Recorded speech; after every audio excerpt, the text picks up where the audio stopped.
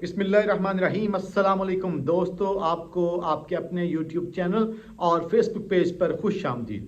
प्यारे दोस्तों, इंतज़ार की घड़ियां ख़त्म। इस्लामाबाद से पहली विकेट गिर चुकी है और जनाब इलेक्शन कमीशन से बाकायदा ऐलान भी हो गया है और काले कोट वालों ने हर तरफ इमरान खान कर दी है और काले कोट वालों ने बिलावल भुट्टो जरदारी के सामने भी इमरान खान के बाआवाज़ बुलंद नारे लगा दिए हैं और ख्वाजा आसिफ को मुँह छुपा के भागना पड़ा है। सारा मामला क्या है, इसकी तफसीलात मैं आपको बताता हूँ।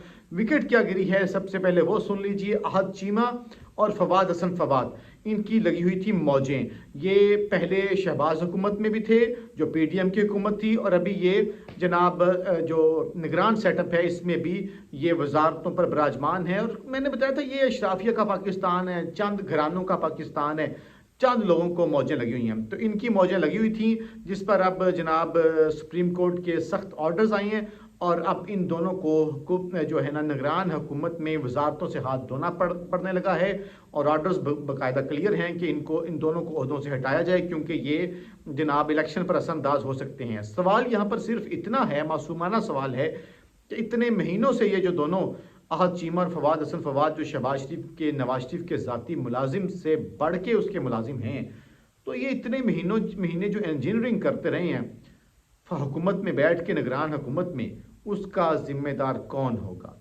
अब दूसरी जानिब जो खबर है वो ये है कि आज पाकिस्तान बार काउंसिल ने और सुप्रीम कोर्ट बार एसोसिएशन ने जनाब बड़े संगीन किस्म के इल्ज़ामात लगाए हैं चीफ इलेक्शन कमिश्नर पर और सारे इलेक्शन सिस्टम पर। तो उस पर उन्होंने कहा कि आप अपने आबाई ज़िले की आबादी का और हाफिज़ाबाद की आबादी का उन्होंने कंपैरिजन किया कि लाहौर में इतने लाख आबादी है, यहाँ पर भी इतने लाख आबादी है, वहाँ पर आपने इजाफी सीट क्रिएट कर दी हाफिज़ाबाद में और यहाँ पे नहीं है। तो उसके ऊपर अब जनाब बाकायदा रद्द-ए-अमल आ गया है इलेक्शन कमीशन ऑफ पाकिस्तान की जानिब से और कहा गया है कि चीफ इलेक्शन कमिश्नर के ज़िले में कोई इजाफी नशिस्त पैदा की गई है उसकी सख्ती से तरदीद की जाती है। उनका जी आबाई हल्का N82 ज़िला सरगोदा है, ये कहा गया है। और ये बताया गया है कि कोई इजाफी नशिस्त पैदा नहीं की गई और कहा गया है कि कमीशन किसी की ज़ाती ख्वाहिशात पर मखसूस या इजाफी नशिस्त बनाने से माजूरी जाहिर करता है। और इलेक्शन कमीशन कहा गया कि किसी के दबाव या ब्लैकमेलिंग में नहीं है। नहीं जी, इलेक्शन कमीशन को ना तो कोई ब्लैकमेल कर रहा है, ना कर सकता है, ना कोई दबाव डालने की कोशिश कर रहे। इलेक्शन कमीशन से सिर्फ एक गुजारिश की जाए, सिर्फ एक गुजारिश, वो ये कि आप कानून और आइन के मुताबिक काम करें ना। आप हत्ता कि ये जो नई चाबी Punjab bar council supreme court bar association वाली है, उस पर भी सवाल आते हैं। लोग ये कह रहे हैं कि आखिर क्या वजह है कि इन बॉडीज़ ने सवाल करना शुरू कर दिए हैं, इनके पीछे कौन है। जाहिर है ये अहम मामला है और इस अहम मामले के ऊपर सवाल जो हैं वो आपसे होते रहेंगे। अंदाज़ा आप कुछ इस बात से करिए कि जनाब लेवल प्लेइंग फील्ड की बातें तो वो कर रहे थे, अब उस्मान डार की वालदा को जिस तरह से उनके साथ सलूक किया गया, उनके गिरेबान पर हाथ डाला गया, उनकी बहू के कपड़े फाड़े गए, जवान बहू के। तो इस वक्त जनाब आज उधर मुस्लिम लीग नून के सेक्रेटेरिएट में टिकट्स की तकसीम का मामला चल रहा था, वहाँ से ख्वाजा आसिफ निकला। तो ख्वाजा आसिफ मीडिया को देख के जिस तरह निकला है छुप छुपा के, जब ख्वाजा आसिफ से पूछा गया कि जी आप क्या कहेंगे ये जो आपने तशद्दुद करवाया है उस्मान डार की वालदा से और उसकी बहू से, तो उसने कहा जी मैंने ट्वीट कर दिया। जी आप अंदाज़ा इस बात से करिए। और वो बेशरम DPO हसन जो है सियालकोट वाला, वो शाबाशियाँ जिसको मरीम नवाज देती थी, ये सारे के सारे ये किसके हुक्म पे कर रहे हैं।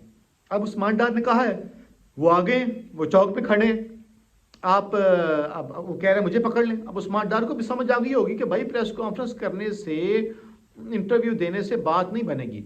और उस्मान डार के मुताबिक उनकी वालदा जो है वो इलेक्शन लड़ेंगी 8 फरवरी को और वो अपनी वालदा के साथ होंगे और ख्वाजा आसिफ आए और उनका मुकाबला करें।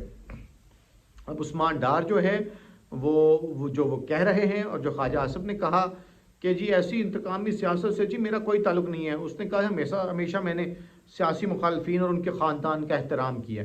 अगर ऐसी बात है ख्वाजा आसिफ, تو پھر آپ کے اوپر جو سنگین الزامات ہیں، سب کو پتہ ہے کہ آپ کے حکم سے یہ کام ہوا ہے، اس کا کم از کم آپ کو فائدہ ہوا ہے۔ خواجہ آصف تمہیں چاہیے کہ تم جاؤ، بلکہ آج ہی تم جاتے اور عثمان ڈار کی والدہ سے کہتے کہ میں آپ کے ساتھ ہوں، چلیں آئیں آپ کاغذات نامزدگی جمع کریں، یا آپ چلیں تھانے آئیں ایف آئی آر کرواتے ہیں۔